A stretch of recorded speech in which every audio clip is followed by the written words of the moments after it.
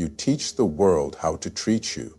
That truth is both freeing and sobering, because whether we realize it or not, every time we accept something less than love, every time we tolerate being overlooked, disrespected, or made to feel small, we silently say, "This is okay."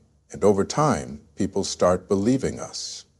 They treat us according to the standard we've set. But the moment you begin to love yourself first, everything starts to shift. Self-love isn't about ego or pride. It's about setting the tone for your life. When you value yourself, you begin to move differently. You speak with a quiet authority that doesn't need to shout. You stop chasing people who can't see your worth. You stop shrinking to make others comfortable. The love you show yourself becomes the language others must learn if they want to stay in your life. There comes a moment when you look in the mirror and realize the person looking back deserves better. Better than half-hearted effort. Better than broken promises. Better than being someone's backup plan. That moment is when everything begins, because the way you let others treat you is not just about them, it's about what you believe you're worthy of. And when that belief changes, your entire world begins to respond. You see, when you stop begging for love, it starts coming from unexpected places. When you no longer accept crumbs, life begins to offer you full tables.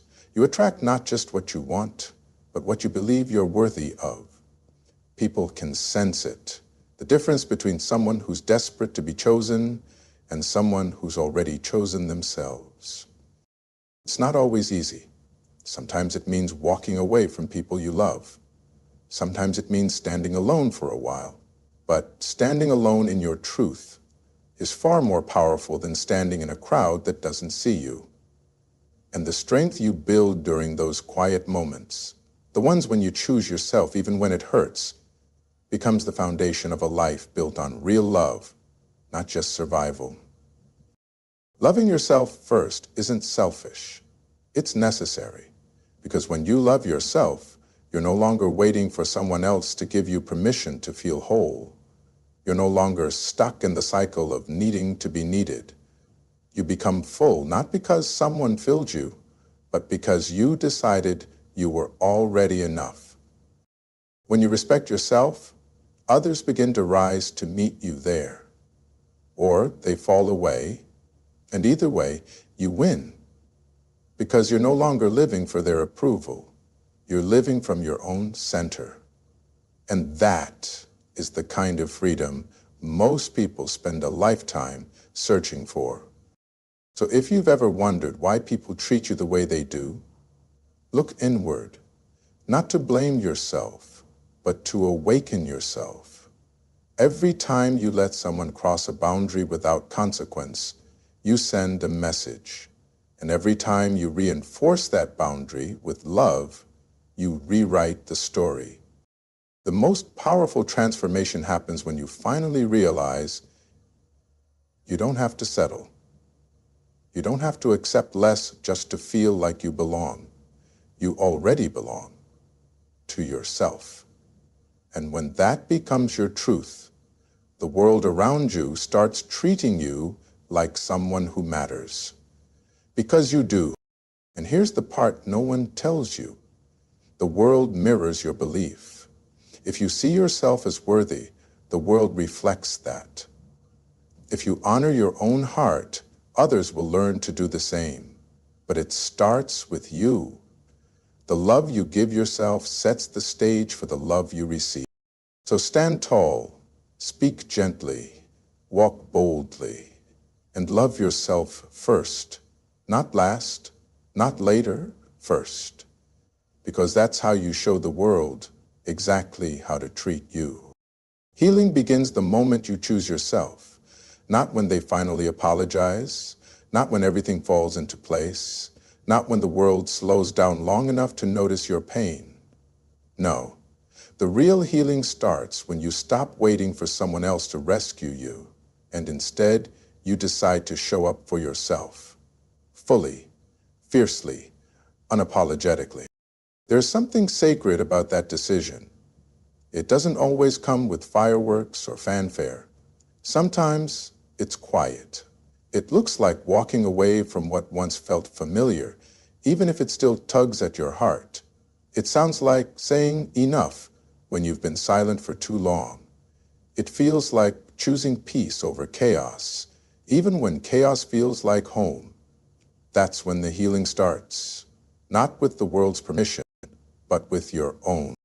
Choosing yourself doesn't mean you stop loving others. It means you stop abandoning yourself to keep them comfortable. It means you stop dimming your light so someone else doesn't feel overshadowed. It means you stop bleeding to keep someone else warm. Because you've realized something powerful, your worth isn't up for debate. It never was. For too long, maybe you convinced yourself that being selfless meant being self-sacrificing. That love meant losing parts of who you were to make things work. But love, real love, doesn't ask you to disappear. It invites you to be seen. And sometimes, choosing yourself means saying no to love that only loves you in pieces. There's courage in that kind of choice, the kind that doesn't always get praised, the kind that some won't understand. But healing isn't a group project, it's personal. And no one else can walk your path for you. You've got to be the one who says, I won't carry this pain anymore. I won't let my past dictate my peace. I choose me. And when you make that choice, even if your hands are shaking, something shifts. You stop living like you're broken. You stop living like your value is tied to who stayed and who left. You begin to breathe again, not just from your lungs, but from your soul, because self-love isn't just a phrase, it's a lifeline. And sometimes the bravest thing you'll ever do is rescue yourself from the places you kept returning to out of habit, not hope. When you choose yourself, healing doesn't happen all at once. It comes in waves. Some days you'll feel strong, other days you'll feel fragile. But even on the fragile days, you're further than you think, because you've already made the most important decision of all. To stop abandoning yourself in moments when you need your own love the most. People might question it. They might say you've changed, and they'd be right. You have. You've grown into someone who refuses to settle for less than truth. Someone who would rather stand alone in authenticity than be surrounded in pretense. Someone who understands that wholeness isn't found in fixing others, it's found in honoring your own soul. And as you continue on this path, as you keep choosing yourself day after day, you'll notice something beautiful. Your spirit begins to mend. Your energy returns. Your dreams no longer feel like distant echoes. And slowly, the pieces of you that once felt scattered begin to find their way back home. Because the most powerful healing doesn't happen when others finally see your worth. It happens when you do. Your self-worth is not measured by others' approval. That's one of the hardest lessons to learn, but also one of the most liberating. Because for so long, we live in the illusion that if we just do enough, achieve enough, please enough, we'll finally be enough. We chase applause like oxygen. We tailor our personality to fit the room, shrink ourselves to be more digestible, wear 1,000 masks just to feel accepted. But here's the truth. Real self-worth doesn't come from out there. It comes from within. No amount of praise will fill a soul that doesn't believe in its own value. You could receive a standing ovation and still feel empty if your own voice isn't clapping. That's why the journey toward loving yourself first demands that you stop handing out scorecards to the world. Stop letting people who don't know your battles decide your worth. Stop waiting on the world to confirm what was already true the day you were born. You are enough. We've all had moments where we felt invisible, where we gave our all and it still wasn't good enough for someone. Moments where the silence from others became louder than any words. And in those moments, it's tempting to believe the lie that we're unworthy. But that lie only takes root when we forget who we are You don't need validation to be valuable. You don't need to be liked to be loved. You don't need the crowd to cheer before you take the stage of your own life. Because the truth is, people's opinions are fickle. They change with moods, seasons, and misunderstandings. But your worth, that's constant. It doesn't fluctuate with approval. It's not earned, it's inherent. And once you begin to see yourself clearly, everything begins to change. You stop begging for seats at tables you were meant to build. You stop over-explaining, over-giving, and overcompensating. You start walking into rooms with your head high, not because you think you're better than anyone, but because you finally realize you don't have to prove your right to be there. There's power in knowing who you are when the noise fades. There's peace in knowing your worth, even when you're not being praised for it. And that kind of power, that kind of peace, is something no one can take away from you, because they didn't give it to you in the first place. This doesn't mean you won't enjoy encouragement or recognition. We all need connection. But the difference is, you won't need it to function. You won't rely on it to feel whole.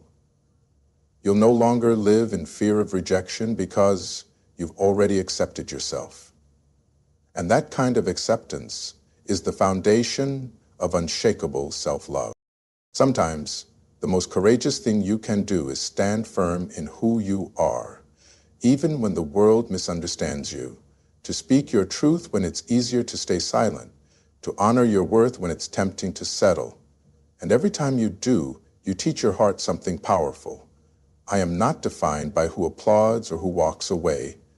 I am defined by the way I choose to see myself when no one else is watching. So if you're tired of chasing approval, let this be the day you stop running. You don't need anyone else to stamp your value. That was already decided by the breath in your lungs, by the light in your soul, by the very fact that you're still here. And that, all by itself, is enough. Boundaries are not walls. They're not punishments or ultimatums. Boundaries are bridges back to yourself. They're how you protect your peace, your energy, your heart. And if you've ever struggled to set them, you're not alone. Because most of us were taught that saying yes makes us kind and saying no makes us selfish. But what if the real kindness begins when you learn to be kind to yourself? Loving yourself first means learning where you end and others begin. It means understanding that your time, your emotions, your presence, they are sacred. Not everyone deserves access to all of you. And that's not cold, that's clarity. When you know your worth, you no longer feel guilty for protecting it. The truth is, people will take what you give. If you're always available, always saying yes, always showing up at your own expense, eventually it becomes expected. But when you start drawing lines, when you start honoring your own limits, something powerful happens. The people who truly value you will rise to meet your boundaries, and those who only benefited from your lack of them, they might not like it, but they were never really for you in the first place. Setting boundaries doesn't mean you don't care. It means you care deeply, enough to be honest, enough to stop pretending, enough to stop abandoning yourself in the name of keeping the peace. Because real peace isn't found in avoiding conflict.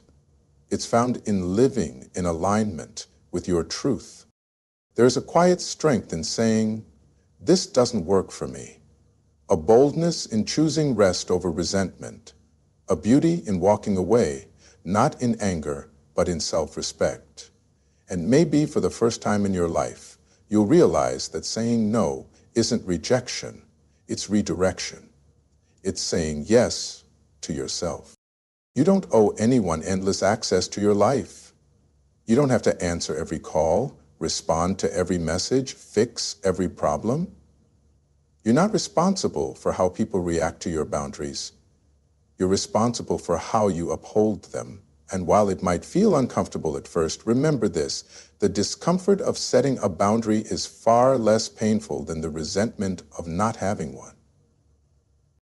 Loving yourself means giving yourself permission to be your own protector, to stop waiting for someone else to defend your heart. You don't need permission to set boundaries. You just need courage. And every time you choose yourself, that courage grows stronger. It's not about being perfect. It's about being honest. Honest about what you can give. Honest about what you can't. Honest about what drains you and what gives you life. Because the people who love you, really love you, they won't be pushed away by your boundaries. They'll be drawn closer to your truth. So if you've been feeling stretched thin, if you've been pouring from an empty cup, if you've been saying yes when your soul is begging for a no, this is your sign. It's time to come home to yourself. To build a life that honors your limits, not one that constantly crosses them. The most powerful kind of self-love isn't loud. It's not flashy. It's quiet, steady. It shows up in the choices you make when no one else is watching. And one of the greatest of those choices is learning to say, "This is where I draw the line." Not because you're unkind, but because you finally understand you are worthy of being protected, even if the only one doing the protecting is you. Faith has a way of reminding you of something the world often makes you forget, that you are already enough. Not once you reach the next goal, not when you lose the weight, earn the promotion, or get their approval. Right here, right now, as you are. We live in a world that constantly tells us we need to earn our worth, do more, be more, prove ourselves. But faith tells a different story. Faith says you were created with intention, that you are not a mistake, that even on your worst day, your value doesn't change. And when you begin to believe that, truly believe it, everything shifts. Faith doesn't mean you never doubt yourself. It means that even in your doubt, you remember who made you, that you were fearfully and wonderfully crafted, not for perfection, but for purpose. And your worth isn't tied to what you do. It's woven into who you are. There's something powerful about waking up in the morning and knowing you don't have to hustle for love. You don't have to perform to belong. You don't have to wear a mask to be accepted. You can just be. And that alone is enough. That kind of freedom can't be given by the world, and it certainly can't be taken away by it. So many people spend their lives trying to fix themselves, not because they're broken, but because they've been told they are. But you're not broken. You're becoming. You're unfolding. You're growing into the person you were always meant to be. And faith, that quiet anchor in your soul, reminds you to stop striving and start trusting. There's beauty in letting go of the idea that you have to be everything for everyone. Faith whispers that you don't have to carry it all. You don't have to have it all together. You just have to keep showing up. Keep walking forward, even when the path is unclear, even when the weight is heavy. Because you're not walking alone. Faith reminds you that your story matters, even the parts that don't make sense yet. The waiting seasons, the closed doors, the heartbreaks that cracked you open. None of it is wasted. Sometimes the greatest transformation happens not when things go right, but when everything falls apart. And somehow, you find the strength to keep going anyway. And when you've lost sight of your value, when the noise of the world drowns out the truth of who you are, that's when faith becomes your compass. It brings you back home, back to the still, quiet truth that you were made with love for love, that you are held, that you are seen, that you are enough, not because you've earned it, but because God never made anything without purpose. So if you've been questioning your worth, if you've been measuring your value by what others see or say, let faith remind you of something deeper. You are already complete. Not perfect, but whole. You are already loved, not someday, today. And nothing anyone says or does can ever strip that truth away. You don't have to keep proving yourself. You don't have to keep striving to be worthy. You already are. All that's left is to believe it. And when you do, you'll stop walking like someone who's waiting to be chosen. You'll start walking like someone who knows they already are. When you begin to love yourself, truly love yourself, something remarkable starts to happen. You give others permission to do the same. Not through words, but through your presence, through the way you carry yourself, through the quiet confidence that radiates when you stop trying to prove your worth and start living from it. Self-love isn't loud. It doesn't boast or demand attention. It's steady, grounded. It's in the way you speak kindly to yourself after a mistake, the way you rest without guilt, the way you walk away from what no longer honors your peace, not with bitterness, but with grace. And when people see that, when they witness someone who doesn't just survive, but thrives in their truth, they start to believe it's possible for them too. You see, your self-love becomes a mirror, not the kind that reflects perfection, but the kind that reflects permission. Permission to grow, permission to heal, permission to feel worthy even with scars. There's something deeply inspiring about someone who isn't trying to impress, but simply choosing to be whole. You never know who's watching, who's quietly learning from the way you set boundaries, the way you speak life over yourself, the way you refuse to settle. Sometimes it's the little things that spark the greatest change in others. The strength in your no, the softness in your yes, the courage in your silence. That's the power of self-love. It creates a ripple. When you rise, you lift others, not because you're trying to save them, but because you've shown them that rising is possible. You've become living proof that it's not too late to change, to choose differently, to love yourself fiercely, even after being told you weren't enough. That kind of light reaches places that lectures never could.